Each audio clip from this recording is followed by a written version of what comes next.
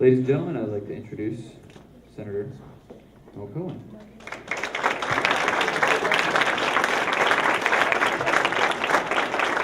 So we would like to thank the Senator for coming and joining us. Former Senator Cowan was appointed to the U.S. Senate by Governor Deval Patrick just a little while ago, 2013, this year. And the vacancy was caused because John Kerry became the Secretary of State for the United States. Senator Cowan was born in Yadkinville, please correct me if I'm wrong, Yadkinville, North Carolina in 1969. He graduated from Duke University in 1991 and Northeastern, a local school, Northeastern University School of Law in 1994. He went on to practice litigation as a litigation associate with the Boston firm Peabody and Arnold until 1997. And from 97 until 2009, he practiced civil litigation as an associate as a partner in the Boston office of Mintz, Levin, Cohn, Ferris, Glovsky, and Popio, PC.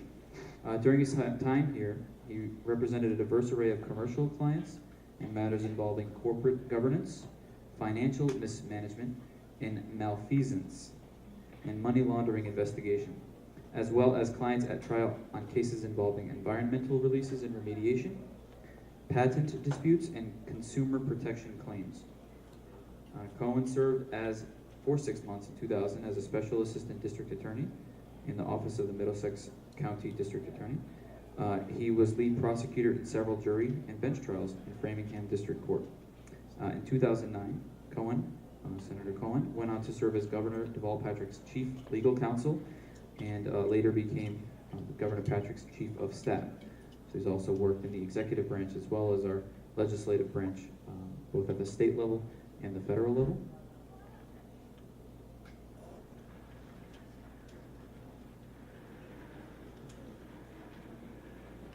Some accolades that Senator Cowan has received is the Outstanding Young Leader by the Boston Jaycees in 2000, a Corporate Citizen of the Month by the Boston Bar Journal in 2001, Top 40 Business Leader under 40 by Boston Business Journal, and Massachusetts Super Lawyer from 2004 to 2010. And thank you for allowing me to introduce former Senator Cowan, and I'll turn the attention over to him now. So please thank him again for joining us.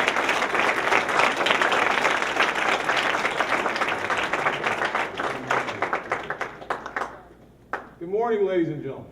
Good morning. Can everyone hear me? Yes. I am thrilled and honored to be here in Panther Country. This is Panther Country, is it not? Yes. It doesn't sound like a bunch of Panthers in here. Is this Panther Country or what? Yes. Yeah, that's what I'm talking about. Good morning. As you have heard, my name is Mo Cowan. I had the privilege and honor of serving you earlier this year as your United States Senator. And I'm thrilled to be here this morning to tell you a little bit about my journey, as remarkable as it may sound, so that we can talk about how you too might lead a similar journey. And we're going to talk about my journey, and it has been remarkable, but I hope you're going to discover at the end of our conversation, as remarkable as my journey has been, it's not because there's anything particularly remarkable about me. It's just that I had some wonderful opportunities of which I took great advantage. And I had some remarkable mentors, leaders, and teachers who pushed, prodded, led, and counseled me towards this remarkable journey. But I'm going to tell you about where I am and where I'm going, but with any journey, you have to start somewhere. So I'm going to tell you about the beginning of my own journey. As you heard, I grew up in a town called Yadkinville, North Carolina. Raise your hand if you have any idea where that is. Exactly. My town has 3,000 people, period, stop. That's it. 3,000 people is a small town I grew up in. It's a rural town, a lot of farming. There's one high school in my town for the whole town. I graduated in 1987 from high school. I think that was before most of you. Wait, all of you were born, I trust. I graduated with a class of 180 people. That's as many kids graduated with me in my high school. And so, where I grew up, when you graduated from high school, what you usually did, you went and got a job. You got a job in the farming industry, the tobacco industry. Smoking isn't cool anymore. Actually never was, but it was certainly marketed that way for a while. But when I grew up, tobacco was king in my neighborhood, my part of the country. And so everyone went and worked in the tobacco industry. Some on the farming side, some on the manufacturing side. The biggest employer where I came from was R.J. Reynolds Tobacco Company. And I grew up in a household, I had two sisters, one on either side of me, a younger and an older sister. And both my parents were high school graduates, blue-collar workers. My father was a machinist. He made products with a company called Ingersoll Rand. And my mother was a seamstress. She sewed clothes. And neither had ever gone to college. And actually, where I'm from, it was somewhat remarkable that both had graduated from high school. But even so, they always instilled in my sisters and me the importance, the power, the transformative ability of education. And they told us that we had to look beyond our small community, our small town, and dream big about the possibilities that could await us if we only stuck with and followed through on our educational opportunities. Now, when I was a young person, I'm not so young anymore, there was a time when I actually had a full head of hair, but those days are long behind me. But when I was that young man with a full head of hair, and I grew up in an era where everybody wears skinny jeans now. I grew up in an era where it was cool if your pants kind of flared out at the bottom. Bell bottom, we called them. You guys don't remember that? No? Okay. There's some old, watch TV Land, there's some old television shows. That's how I used to dress. But when I was that age, it was hard for me to comprehend where this education thing actually was going to take me. You know, I liked school. There were some subjects I liked more than others, for sure. But my parents knew no matter how much they pushed and prodded and cajoled us to focus on education as a transformative power and means to a better life, because they had only gone so far, there was only so much they could tell us about it. So they really, really encouraged us to look to other people beyond our household who might be guides for us along that remarkable journey. And who were those people most readily available to us, of course? Our teachers. They were highly educated college graduates, and my mother in particular pushed us to really get to know and learn from our teachers, to understand that next level of education, which she herself didn't have, but which she herself believed was a pathway to prosperity. And I will tell you to this day, the one person, well, I should say two people I listen to all the time. I almost said one. I was going to tell you my mother, but then somebody was going to tell my wife, and then I was going to be in trouble. But the two people I listened to, my mother and my wife. Didn't have a wife at the time, so my mother told me to do something, I did it. And she said, listen and learn from your teachers. And I will tell you, ladies and gentlemen, to this day, some of the most important people in my life, all along this remarkable journey, are the teachers I had in grade school, middle school, and high school. Some of whom I still talk to this day and ask for their advice and wisdom. Even as I've traveled various places around the world. I mean, I've sat across the table from the Prime Minister of Israel to discuss Middle East peace.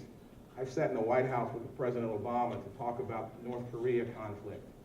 And I still call my 6th grade teacher on occasion to ask for her advice about things. And you know what? She's still giving me great advice to this day. And I am grateful. Because sounds like my time's up. I'm grateful because even when I was in the 6th grade and younger, those teachers were there for me to help guide me along the way and teach me about the possibility of where my life could go if I just stayed committed to education and understood its transformative power. So even though very few of my high school classmates in 1987 went on to college, either a 2- or 4-year college, I knew early on that I was going to go because I had learned and listened from my family and my teachers that was the way to achieve whatever it was I wanted to be in life. So in 1987, I graduated from my small high school in rural North Carolina, and I went to a school called Duke University. I trust some of you have heard of it. It was a remarkable experience for me. I was the first black person in my town ever to go to Duke. As a matter of fact, I was one of the few black people in my graduating class actually to go to college, which is rather unfortunate because I wasn't the smartest kid in my class by any stretch of the imagination. I went to high school with some incredibly bright people, who didn't believe or weren't committed enough to follow through on their promise and follow that pathway to education. But I seized on it. I jumped on it because I knew, because my parents had told me that there was all kinds of unknown and unexplored opportunities for me if I just stuck with it. And so, even though I didn't know any doctors or lawyers or politicians, any business people in my neighborhood where I grew up, I was convinced, because of the conversations and the guidance I received, that I could be any or all of those things if I just stuck with it. So that's why I went to Duke. I went to Duke actually to be a doctor. That was my life's mission, to be a doctor. And I went there and I discovered that college is hard. It is hard. Now, later on, I discovered something else. Everything worthwhile in your life, personally, academically, professionally, socially, if it's worthwhile, will be hard. That's what makes it worth it. You must work for it. You must push through when adversity presents itself to you. If it was easy, everybody would do it. And you all are exceptional people in an exceptional school. I look around this room and I see people who don't take the easy way out. You understand the value of hard work, promise, and possibility, and the sacrifices we often must make to achieve what it is we wish to be or wish to become. And so I went to Duke and I wanted to be a doctor, and it was hard. It was super hard. I didn't go to an outstanding school like Pioneer Charter School. I saw your labs upstairs, very impressive. I didn't have those kind of labs when I went to high school. And so my first chemistry class at Duke was supposed to be an introductory chemistry class, which really means a refresher course. Everything you learned up until college, you're supposed to just cover and then move on to the new stuff. It's a semester-long course.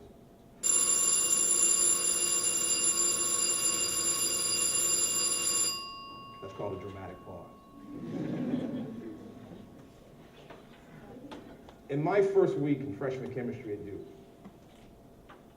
we covered everything I had ever learned in high school about chemistry. The first week, I was stunned, flabbergasted, because every week after that, I struggled mightily. Right? I said I wasn't the smartest kid in my high school graduating class, but I could handle my own, I thought. But I found myself in this world in college where everybody was one of the smarter kids. And everybody played at a high level. For you athletic fans in here, it's like jumping from high school basketball to college basketball. Everybody on the college team was the best player on their team. And so the competition level was higher.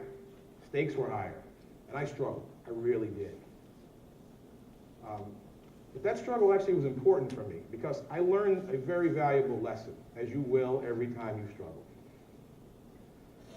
It gave me pause to think about why I was in college and what I really wanted to get out of college. I told you I went to college thinking I wanted to be a doctor.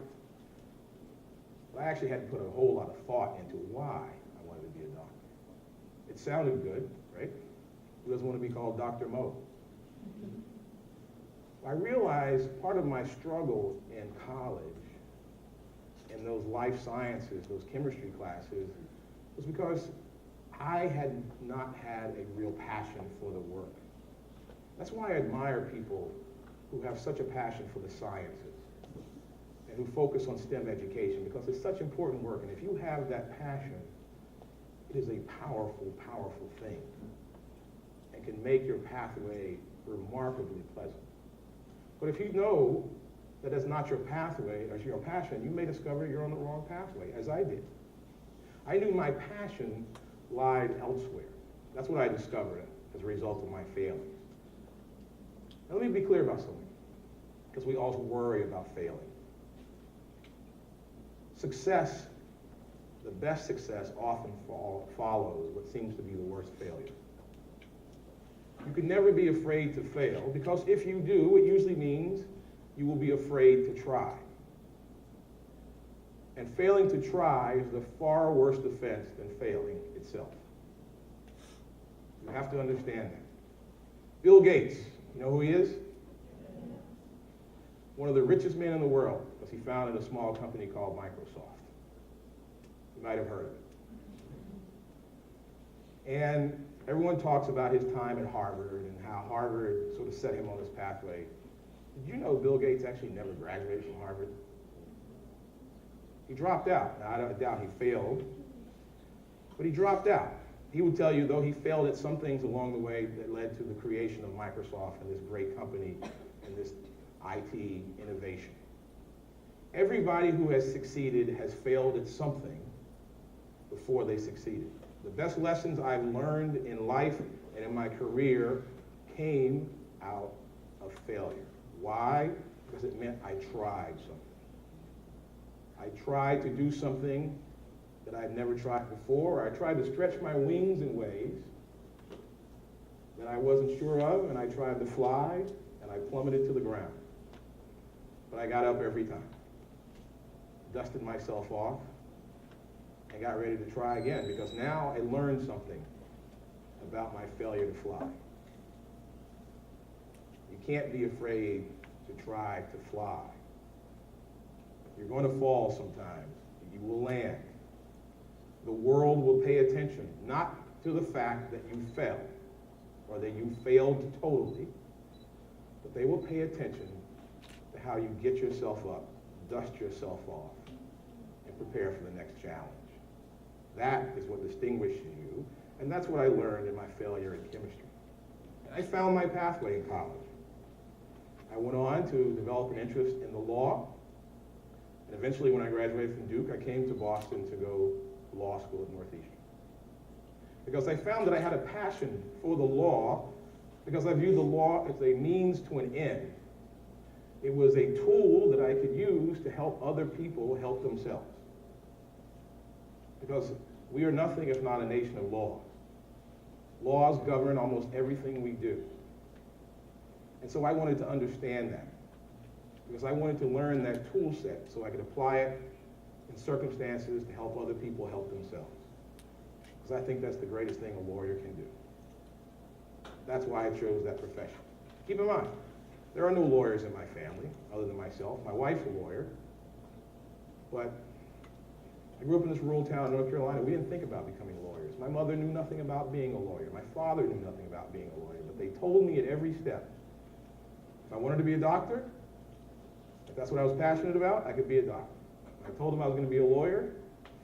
They said, go be a lawyer. There's nothing stopping you except you. If you don't try, then that is the only way in which you will fail. If you try and fail, you will learn. And so you still gain something. But failing to try is the greater offense. And so I went on to go to law school, and it turns out I have an aptitude for the law. I love talking to people. I love dissecting issues. I love finding solutions to complex problems. When I got out of law school, I realized something. Actually, I didn't know any lawyers. I didn't really know what it meant to practice law. And I was in this strange, large city of Boston. I didn't know anyone. So what's a young man to do? Well, you fall back on the things you remember most. You seek out people who travel the pathway that you wish to be upon, and you ask them to guide you along the way. So as a relatively young lawyer, one day, I went to a speech similar to this. And instead of distinguished Panthers from Pioneer Charter School, it was full of lawyers of all sorts. And the speaker was a dynamic, relatively young lawyer himself. I mean, he looked the part. He stood ramrod straight. He was dressed sharply. He spoke eloquently. And he spoke passionately about his work. And I was mesmerized. And I said to myself, that guy gets it. He knows what this is about. And I need to learn from someone. I want to learn from that guy. So I went back to my office, relatively young lawyer, and I called him up. Now, he was a big shot. I figured I'd have to call, work through 3 or 4 people before I actually got it. But he answered his own phone. I said, excuse me, sir, you don't know me. I just saw you speak at an event recently. I was impressed. I would like to buy you a cup of coffee. And in exchange, I would only ask that you share some of your wisdom and perspective with me to help me become the kind of lawyer I perceive you to be. I need a mentor. I need a mentor because mentors had always served me well. And that gentleman who answered his phone unexpectedly said to me in that very moment, absolutely, without hesitation. And he says, what are you doing right now? Let's get that cup of coffee. Now, turns out that gentleman's name was Deval Patrick. You may have heard of him. He's gone on to great acclaim. He's a lawyer of the highest order. He worked for the President of the United States, William Jefferson Clinton. He ran the Civil Rights Division, one of the highest, most important jobs in the federal government. He was general counsel for 2 of the largest corporations in the world, chief lawyer for Texaco and Coca-Cola. And then, of course, he walked away from it all. To do what? To come back here and work for us as our government. And I say work for us because I think it's important for you all to know, because you're seniors, yes? Some of you. Well, all of you eventually will be of age, 18, where you get to participate in the most important, powerful activity of your life. You'll have the right to vote. And when you vote, you elect someone. And what you are in effect doing, you are hiring someone to act on your behalf in this business that is called government. So Deval gave up all that highfalutin private plane world he lived in to come back and work for us as our government. And because he had been such a good friend and mentor of mine, in 2009, when he asked me to give up my partnership at a law firm to come work for him as his chief lawyer, I did it without hesitation. Why? 2 reasons. Number one, he was a friend and he asked for my help. Keep in mind, he had helped me many, many times over the course of my life. Every time I had called upon him, he had answered my call. So the least I could do when he asked for my help was to answer his.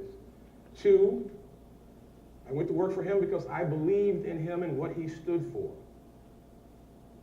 and how he wanted to govern, that is to say, how he wanted to work for all of us. And the things that mattered to him, they mattered to me, and I believed in that. Because I believed in my responsibility as a citizen to contribute to this thing called government. Because it's a business we're all in. Whether you're an active participant, as I was over the last few years, or as you and your families are, as employers, citizens, who need and want government to work effectively and efficiently for you. And I believed in Deval, so I joined his team. And can I tell you something about my remarkable journey?